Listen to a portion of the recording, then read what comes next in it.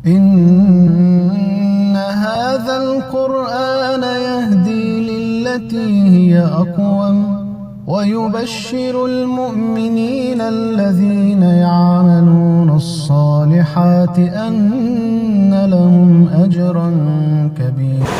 اس video کے سننے والے تمام ناظرین کو السلام علیکم۔ حضرت عیسیٰ علیہ السلام کی ولادت کے 16 سال پہلے یہودیوں کا ایک بادشاہ ہود حکومت کو جمائے بیٹھا تھا۔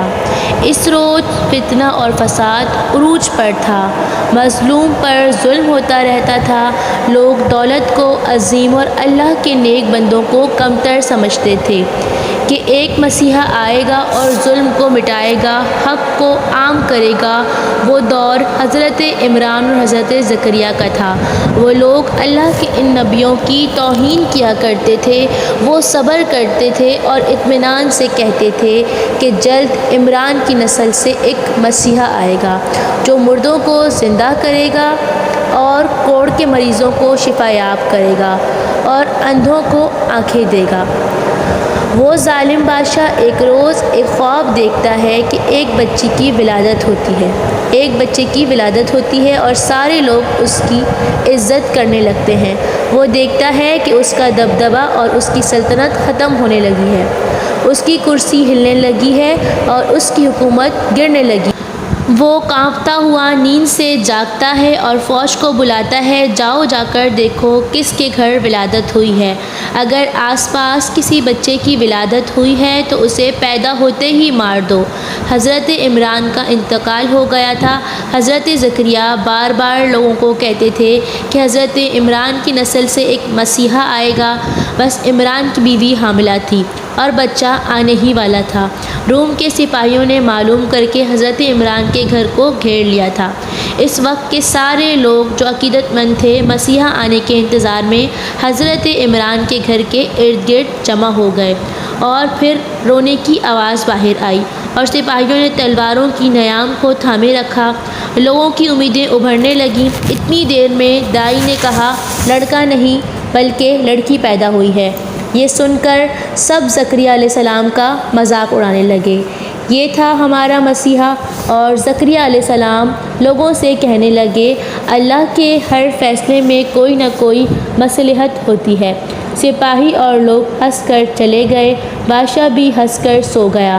لیکن وہ ماں جس کے شکم سے وہ بچی پیدا ہوئی، وہ رو رو کر کہتی ہے، اے اللہ، میں نے دعا کی تھی کہ میرا بیٹا ہوگا اور میں تیرے دربار کے لیے نظر کروں گی اور وہ تیرا خادم بنے گا اور بیت المقدس میں رہے گا، اس کی صفائی کرے گا اور تیرے در کی خدمت کرے گا۔ پر میرے پروردگار، مجھے بیٹی عطا ہوئی ہے، میں تو خوش ہوں، پر میری منت کا کیا کروں گی؟ بس اس عورت نے فیصلہ کر لیا کہ اپنی بیٹی کا نام مریم رکھوں گی۔ عمران کی بیوی نے اس بچی کو اٹھا کر بیت المقدس کی سیڑھیوں پر رکھ دیا اور کہنے لگی، جو بھی اللہ نے مجھے اولاد دی ہے میں اسے بیت المقدس کے لیے وقف کر دوں گی۔ یہودی عالموں نے یہ بات ماننے سے انکار کر دیا کہ کوئی بچی بیت المقدس کی خدمت نہیں کرے گی۔ پھر بہت دیر کے بعد یہ بات مان لی گئی کہ جب مریم علیہ السلام خدمت کے قابل ہوں گی تو اسے بیت المقدس میں رکھ لیا جائے گا۔ جب وہ بچی تھوڑی سی بڑی ہوئی تو اسے بیت المقدس میں رکھا گیا۔ بس وہ پاک پروردگار کی پاک زمین اور پاک بچی اللہ کے گھر میں بیت المقدس کی خدمت میں لگی ہوئی رہتی تھی، اور وقت گزرتا رہا۔ بی بی مریم سارا دن بیت المقدس کی خدمت میں لگی رہتی اور ساری رات عبادت کرنے میں لگی رہتی، دن بھر روزہ رکھتی اور خدمت کرتی رہتی۔ ان کے چرچے ہر طرف پھیل چکے تھے اور سب لوگ ان کی زیارت کے لیے جمع ہوتے تھے اور ایک نظر دیکھنے کے لیے بیت المقدس کی سیڑھیوں پر کھڑے رہتے تھے۔ بیمار اور پریشان حال لوگ ان سے دعا کروانے کے لیے آتے، جو ایک بار ان کا ہاتھ چوم لیتا شفا یاب ہو جاتا۔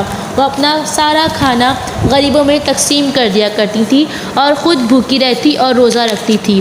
ایک دن زکریا علیہ السلام مریم علیہ السلام کے حجرے میں آئے اور دیکھتے ہیں بے موسم میوے حضرت مریم کے سامنے رکھے ہوئے ہیں، اور حضرت زکریا حیران ہو کر پوچھتے ہیں، اے مریم یہ میوے کون لایا ہے؟